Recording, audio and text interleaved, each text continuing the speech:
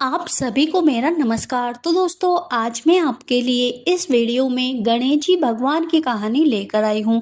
तो प्रेम से बोलिए गणेश जी भगवान की जय हो। दोस्तों, एक समय की बात है। एक गांव में एक माँ और बेटी रहती थी। माँ गाय चराने जाती थी। एक दिन माँ ने बेटी से कहा, बेटी आज तेरे और मेरे लिए एक रोट बनाकर तैयार रखना। मैं गायें चरा कर आती हूँ, फिर तू और मैं दोनों साथ में गणेश जी महाराज की पूजा करेंगे। बेटी ने माँ के नियमित एक रोट तैयार किया। इतने में गणेश जी भगवान एक जोगी का वेश धारण कर आए और बोले कि माई भिक्षा दे दो। बेटी ने कहा, मेरा रोट तो अभी सीखा ही नहीं है।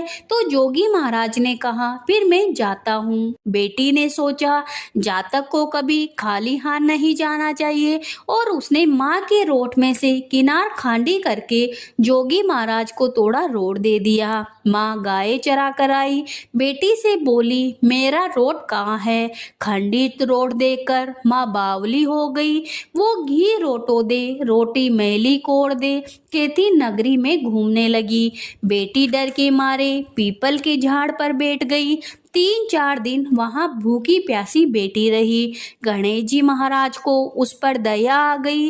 गणेश जी महाराज ने उसके लिए पानी का लोटा और चूरमा भेज दिया। एक दिन एक राजा का कंवर शिकार खेलने आया और उसी पीपल की ठंडी छाया में बैठ गया और बोला, कितना अच्छा होता कि पीने को थोड़ा पानी मिल जाता। ऐसा सुनते ही लड़की ने थोड़ा पानी डाला। फिर राजा के कंवर ने कहा, मुझे बहुत जोरों की भूख लगी है, कोई खाने को दे दो तो अच्छा होगा। तो लड़की ने ऊपर से चूरमा डाला। कंवर की भूख प्यास मिट गई। वो विचार करने लगा कि यहाँ कोई है।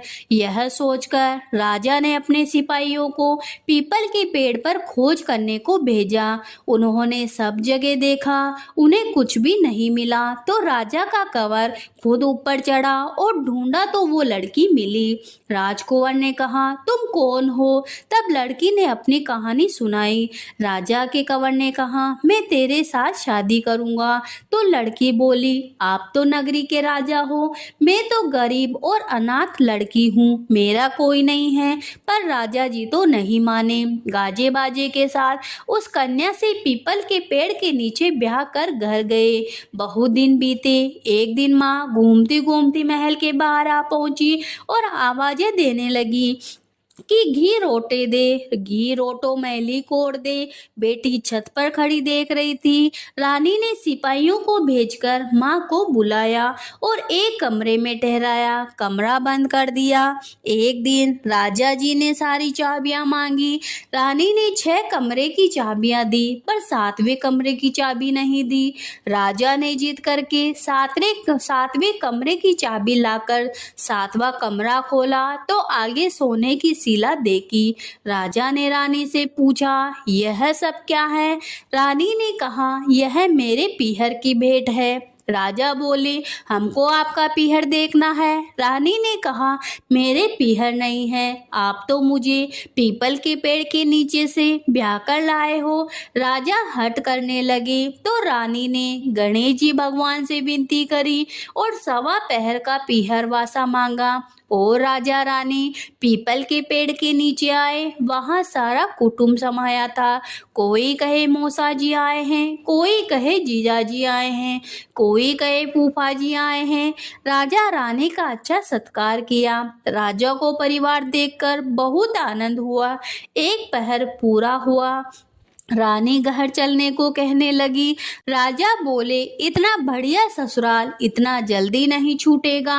अब तो रानी कुंवर की चिटकुटी काटने लगी, उसे रुलाने लगी और कहा, मेरे तो कुंवर रो रहा है, आप राजा जी जल्दी चलो। राजा रानी को पीहर वालों ने खूब दिया और खुशी खुशी विदा किया। जल्दी में राजा जी अपने पैरों की मोचड़ी और घोड़ी का ताजना वहीं भूल गए। थोड़ा आगे जाते जाते ही राजा को याद आई तो सिपाहियों से कहा, रथ को वापस घुमाओ, मेरी घोड़ी का ताजना और पैरों की मोचड़ी वहीं रह गई। रानी कहने लगी, इतनी सी चीज के पीछे वापस क्यों जाते हो? इतना धन उन्होंने दिया है। राजा ने एक न सुनी, पीपल के नीचे गए और देखा वहां राजा जी का सामान पड़ा था। पत्ते उड़ रहे थे पर कोई परिवार वैभव नहीं था। राजा जी बोले, रानी ये सब क्या है? रानी बोली, मैंने गणेश जी भगवान से सवा पीहर का पीहर वासा मांगा था। मेरी तो एक ही माँ है जिसका रोट खंडित होने से वो पागल हो गई। घूमते घूमते महल के नीचे आई तो मैंने उसे बुलाकर कमरे में बंद कर दिया। उसकी सोने की शिला हो गई। इतना सुनते ही राजा ने नगर में ढिंडोरा पिटवाया कि आज से सभी नगरवासी गणेश जी महाराज की पूजा पाठ करेंगे, गणेश जी महाराज का व्रत करेंगे। हे गणेश जी महाराज, जैसा आप रानी पर प्रसन्न होकर उसे सवा पहर का पीहर वासा दिया, उसका मान बढ़ाया, वैसे आपकी कहानी सुनने वाले, हुकारा भरने वाले सभी की मनोकामना पूरी करना, सभी पे अपना आशीर्वाद बनाए रखना। तो प्रेम से बोलिए, गणेश जी भगवान की जय हो।